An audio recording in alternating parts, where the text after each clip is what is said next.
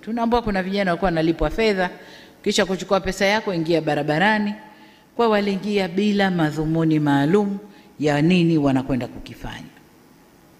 Inaumiza sana kuona madhara yaliyotolewa. Nadhani takwimu zinatolewa sasa hivi na halafu. Kuna majengo kadhaa ya serikali yameunguzwa. Kuna miradi kadhaa iliyojengwa kwa manufaa ya wananchi imeunguzwa. Vituo vya mafuta, biashara binafsi za watu zimeunguzwa.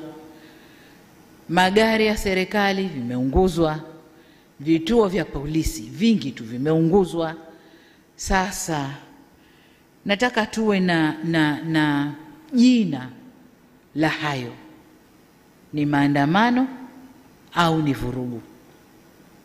Maandamano tulioyazoea na tulio yakubali ndani ya katiba yetu ni yale watu wameudhika na kitu, tunaomba tuandamane, tujueleze, tutatoka pointi moja, tutakwenda zetu mpaka Mnazi Mmoja au popote pengine, na mabango yetu yanaeleza maudhi tulioudhika nayo.